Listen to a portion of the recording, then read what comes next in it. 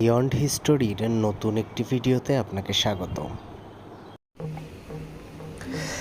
কল্পনা করুন আপনি একটি আধুনিক বিমানে মাঝ আকাশে উঠছেন।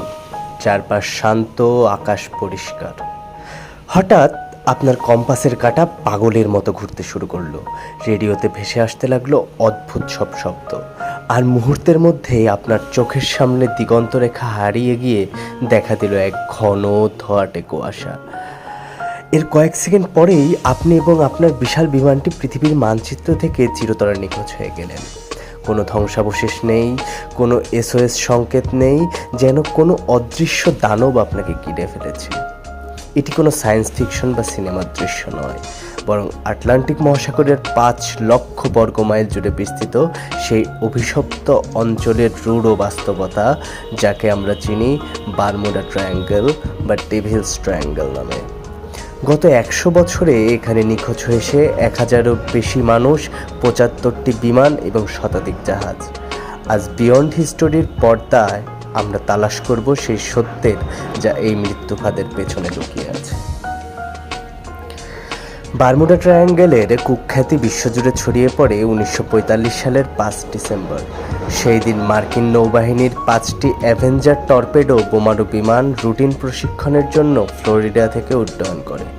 সেই দলটির নাম ছিল ফ্লাইট 19। অভিজ্ঞ পাইলট লেফটেন্যান্ট চার্লস টেলর হঠাৎ রেডিওতে জানান যে কম্পাস কাজ করছে না এবং সমুদ্রের পানির রং অদ্ভুত দেখাচ্ছে। এরপর রেডিওতে আসা শেষ কথাগুলো ছিল শিউরে ওঠার মতো। টেলর বলেছিলেন, সব কিছুই ভুল মনে হচ্ছে, এমনকি সমুদ্রও দেখতে আগের মতো নেই।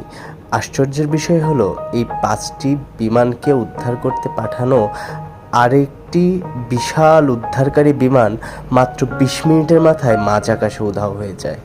কোনো মৃতদেহ বা তেলের চিহ্ন পর্যন্ত পাওয়া যায়নি। এই একটি ঘটনাই বারমুডা ট্রায়াঙ্গেলের ইতিহাসের সবচেয়ে বড় রহস্যে পরিণত করে। এই রহস্য সমাধানে মানুষ যুগে যুগে অদ্ভুত সব তত্ত্ব দাঁড় করিয়েছে। কেউ মনে করেন এই সমুদ্রের নিচেই লুকিয়ে আছে হারিয়ে যাওয়া উন্নত সভ্যতা আটলান্টিস, যাদের শক্তিশালী এনার্জি ক্রিস্টালগুলো আজও সক্রিয় এবং জাহাজগুলোর ইলেকট্রনিক সিস্টেম নষ্ট করে দিচ্ছে। আবার ইউফোলজিস্টদের মতে বারমুডা ট্রায়াঙ্গেল হলো এলিয়েনদের একটি আন্ডার ওয়াটার বেস বা ভিনগ্রহের প্রাণীদের যাতায়াতের পোর্টাল। এমনকি অনেক নাবিক দাবি করেছেন তারা এই এলাকায় আকাশ থেকে সবুজ আলোর গোলা সমুদ্রের নিচে দেখতে দেখা যায়। তবে কল্পকাহিনীর বাইরে বিজ্ঞানীরা এই রহস্যকে ব্যাখ্যা করতে চেয়েছেন অন্যভাবে। এসব রহস্য আর বৈজ্ঞানিক ব্যাখ্যা সত্ত্বেও একটি প্রশ্ন থেকেই যায়, এত নিখুঁতভাবে জাহাজ বা বিমানগুলো গায়েব হয় কিভাবে?